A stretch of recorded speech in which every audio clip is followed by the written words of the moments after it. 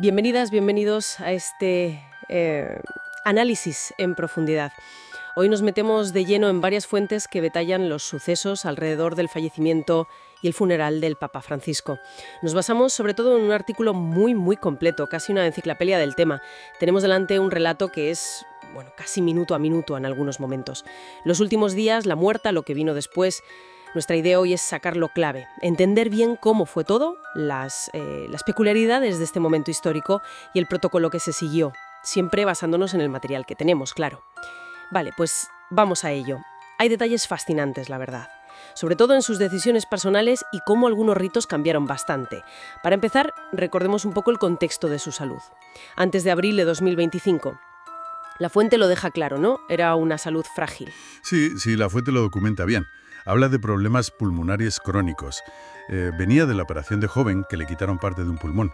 Y a eso se sumaba, la rodilla, la ciática, que le obligaban a usar la silla de ruedas muy a menudo. O el bastón, o el andador. Claro. Y no olvidemos los rumores de dimisión de años anteriores, que él siempre desmintió, pero ahí estaban. Y la cosa se había puesto seria poco antes, ¿verdad? Exacto. El artículo detalla una hospitalización larga, 5 semanas. Fueron 38 días, para ser exactos. 5 semanas. Vaya. Sí, desde el 14 de febrero de 2025. Y el diagnóstico fue duro. Neumonía bilateral grave. Realmente grave. Uf. Aunque le dieron el alta el 23 de marzo. Y volvió a aparecer en público. Sí, dio la bendición Urbi et Orbi en Pascua, el 20 de abril. Eso es. Pero las crónicas decían que se le notaba, muy debilitado. Con dificultad para hablar. Y fíjate, ese mismo día de Pascua recibió al vicepresidente de Estados Unidos, J.D. Vance. Sí. Y su última cita oficial, según leemos, fue con el primer ministro croata, Andrej Plenković. Y poco después, todo cambió. Así es. La mañana siguiente, lunes de Pascua, 21 de abril, sobre las 5:30 de la mañana. La fuente dice que hubo un deterioro súbito. ¿Tan rápido? Sí. Su enfermero personal, Massimiliano Strapetti, a quien, por cierto, Francisco había agradecido la tarde anterior por haber podido estar en la plaza, pues él estaba allí. Presenció sus últimos momentos consciente. Hizo un último gesto. ¡Pum! Perdió el conocimiento. ¿Y el diagnóstico? Llegó rápido. Rapidísimo, ¿eh? Contundente. La fuente habla de un derrame cerebral. Grave. Un ictus. Madre mía. Llamaron a su médico, el doctor Sergio Alfieri, enseguida, y él, al evaluar la situación, vio que era, irreversible. ¿Y decidieron no llevarlo al hospital? No, se decidió no trasladarlo. Y la fuente recalca esto. No había signos de sufrimiento físico. Eso es importante. El fallecimiento se certificó allí mismo, en su residencia de la Casa Santa Marta, a las 0:75 hora de Europa Central. El anuncio oficial tardó un poquito, ¿no? Un par de horas, sí. A las 9:47 salió el cardenal camarlengo Kevin Farrell con el secretario de Estado Pietro Parolin.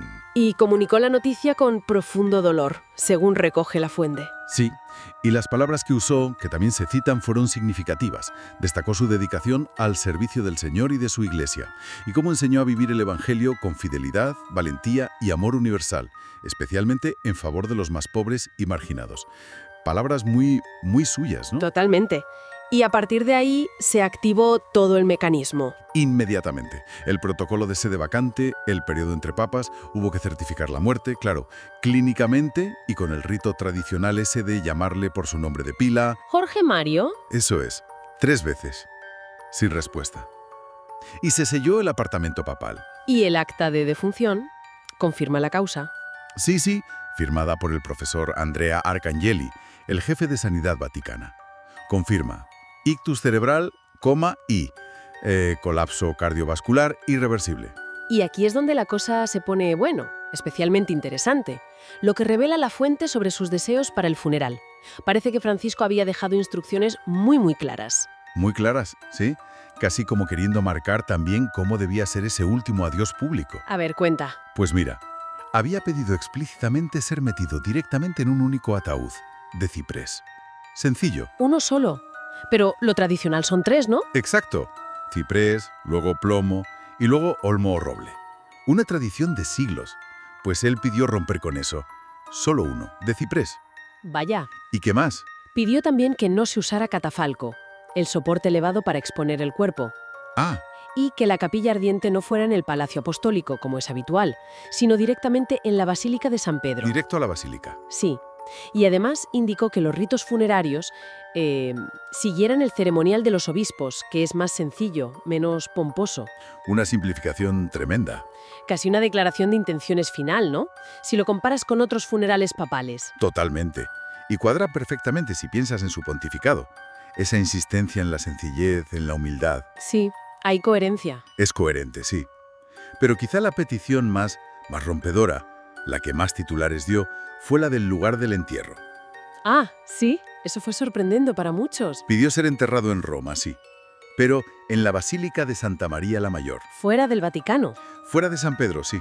No en las grutas vaticanas donde están casi todos los papas recientes. Y la fuente dice que el sitio ya estaba. ¿Preparado? Sí, que ya había un espacio listo para él allí. ¿Y la razón? ¿Se sabe? La que se da es su devoción.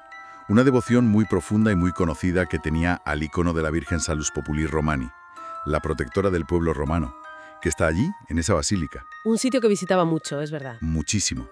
Y este hecho, como bien apunta el texto que manejamos, lo convierte en el primer papa enterrado fuera del Vaticano desde León XIII, en 1903. Más de un siglo. Es un dato histórico importante, sí. Rompe una costumbre muy, muy larga. Sin duda. Bueno, sigamos con la cronología que nos da la fuente. El cuerpo lo trasladan de Santa Marta a San Pedro el miércoles 23 de abril. Sí, Y la fuente habla de una procesión con mucha gente. sí, Más de 20.000 personas. eso dice. Más de 20.000 personas acompañando ese traslado. Y una vez en la basílica, el féretro quedó expuesto. Delante del altar de la confesión. ¿Cuántos días? 3 días. Hasta el viernes 25 de abril. Y las cifras que da el artículo son, bueno, impresionantes. Unas 250.000 personas pasaron a despedirse. Muchísima gente. Sí. Y ese viernes por la noche, el 25, fue el rito de cierre del ataúd, presidido por el cardenal Farrell. Un momento muy solemne, imagino. ¿Y qué metieron dentro del ataúd? La fuente lo describe, ¿verdad? ¿Son elementos tradicionales? Sí, algunos sí se mantuvieron. Metieron el rojito. Es un texto en latín. Que resume el pontificado, ¿no? Exacto, lo redacta el maestro de celebraciones litúrgicas, en este caso Diego Giovanni Ravelli. Y junto al rojito, una bolsa, ¿Con monedas? con monedas de oro, plata y bronce, las acuñadas durante su papado. Eso sí es parte de la tradición que se mantuvo. ¿Y el funeral? El funeral en sí fue el sábado 26 de abril, por la mañana, en la plaza de San Pedro. Cardenalicio Giovanni Battista Re. Y la fuente destaca mucho el tema de la seguridad, un despliegue enorme por parte de Italia. Enorme. Las cifras que menciona son, bueno, para hacerse una idea, más de 2.500 policías, 1.500 soldados, Madre mía. incluso un buque de guerra en la costa, cazas militares en alerta y zona de exclusión aérea sobre Roma. Te da la medida de la complejidad Y del nivel de alerta, claro. y la presencia internacional. Brutal. 130 delegaciones. ¿Cómo se organiza eso? El protocolo debe ser complicadísimo. Un encaje de bolillos de diplomáticos siempre. Según la fuente, el protocolo para sentar a las delegaciones fue muy estricto. ¿Cómo funcionó? Por rango diplomático, primero, y luego, dentro de cada nivel, por orden alfabético. Alfabético, Sí, del nombre oficial del país, en francés. que es la lengua diplomática tradicional en estos casos. Curioso, hubo excepciones. 2 muy destacadas que menciona la fuente. Los presidentes de Argentina, Javier Milei, claro, su país natal. Exacto. Y el de Italia, Sergio Mattarella, como país anfitrión. Esas dos delegaciones tuvieron un lugar preeminente. Lógico. ¿Y estimaciones de gente en total? Pues sumando la plaza, la vía de la conciliación y luego el traslado, se habla de unas 400.000 personas en total. Impresionante. Incluso dan datos de audiencia en Estados Unidos. 3,8 millones de espectadores según Nielsen y Newsweek, para que veas el impacto mediático. Después de la misa, en San Pedro, tocaba el traslado a Santa María la Mayor. Y ahí la fuente menciona un detalle curioso del vehículo. Sí, dice que usaron el papamóvil. Para ese último recorrido por las calles de Roma. Vaya. Y una vez en la basílica, bueno, pues fue enterrado en el nicho que ya estaba preparado, entre la capilla Paulina y la capilla Sforza. Y la tumba. También sencilla. Muy sencilla, según la descripción, mármol de Liguria. Y el único adorno, una réplica de la cruz pectoral que él solía llevar. Nada más. Minimalista hasta el final. Sí, Y justo al llegar a Santa María la Mayor, hay un momento que la fuente resalta especialmente. Muy simbólico. Muy potente, sí. Lo describe muy bien. Mientras el ataúd subía las escaleras de la basílica, lo recibió un grupo de 40 personas. ¿Quiénes eran? Gente de comunidades pobres, marginadas. La lista que da la fuente es muy específica, fíjate. Expresidiarios, víctimas de trata, mujeres transgénero, migrantes, trabajadoras sexuales, personas sin hogar. ¡Qué imagen! Un gesto final muy, muy francisco, ¿no? Esa cercanía a las periferias que marcó todo su pontificado, hasta el último momento. Desde luego. Con el entierro terminaron los ritos principales, pero no el luto oficial. Exacto. Empezaron los noventiales. Los 9 días de duelo. Eso es, 9 días seguidos de luto y misas especiales por el Papa difunto. Terminaron el 4 de mayo. Y los cardenales fueron juntos a visitar la tumba el 27 de abril. Y poco después se puso fecha al cónclave. Sí, el 28 de abril, justo una semana después de la muerte, se anunció la fecha. El cónclave para elegir al sucesor empezaría el 7 de mayo de 2025. Y la fuente, claro, también recoge la avalancha de reacciones. De todo el mundo. Condolencias, homenajes. De líderes políticos, religiosos, figuras del deporte, medios de comunicación. Lo normal en estos casos, pero a gran escala. Se declararon días de luto nacional en varios países, ¿no? Sí, en varios países.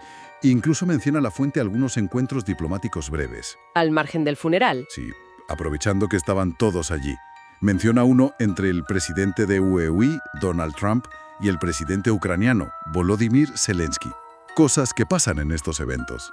Bueno, pues haciendo un poco de balance de todo lo que nos cuenta esta fuente, hemos recorrido un evento histórico, ¿no? Con un nivel de detalle impresionante. Y vemos cómo la tradición vaticana, que a veces parece inamovible, Pues se encontró con las decisiones muy personales, muy marcadas del Papa Francisco. hemos visto el contexto final de su salud, el relato de la muerte. Las peticiones tan específicas que simplificaron mucho el funeral, rompiendo costumbres muy antiguas. Y esa decisión histórica del entierro fuera del Vaticano, en Santa María la Mayor. Y la respuesta popular e institucional, que fue masiva.